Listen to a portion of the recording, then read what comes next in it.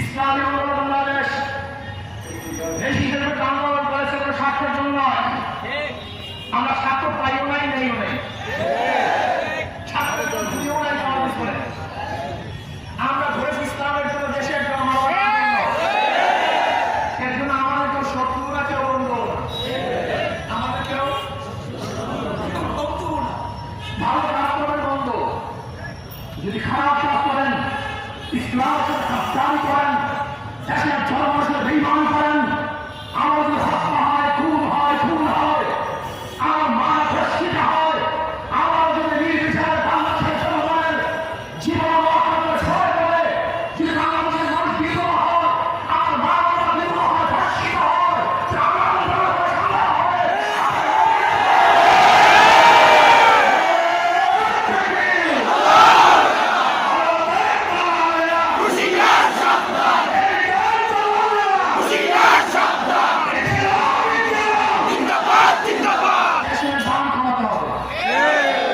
গ্যাসের দাম, বিদ্যুৎ বিল, পণ্যের দাম, নিত্য প্রয়োজনীয় দ্রব্যের দাম নিয়ন্ত্রণে রাখতে হবে।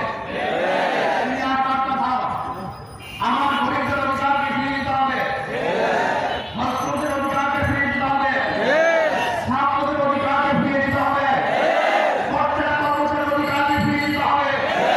বাংলাদেশের কোনো মানুষ আর চুলের শিকার হোক, এটা আমরা চাই না। ভারতকে বলবো,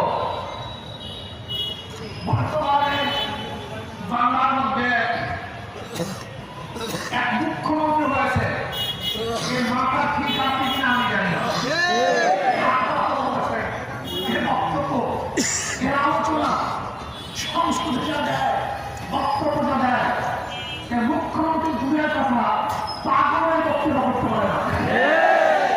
সে নাকি বাংলাদেশ 5 মিনিট দখল করবে, পুশিং করতেছে। আমি বলবো পুশিং কাদেরকে করবা? আগে তো সুযোগ অধিকারকে পুশিং করা উচিত, সেটা বাংলাদেশের নাগরিক।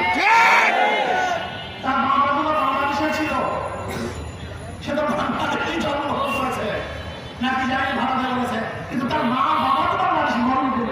এই গৌরব নদী, এই গৌরব নদীর লোক একসময় তৃণমূল কংগ্রেসে ছিল, তৎকালীন সময় অবস্থা আমরা সবাই জানি। উনি বাংলাদেশ দখল করবে। 5 মিনিট বাদ দেন, 5 দিন নয়, 5 বছর নয়, 500 বছর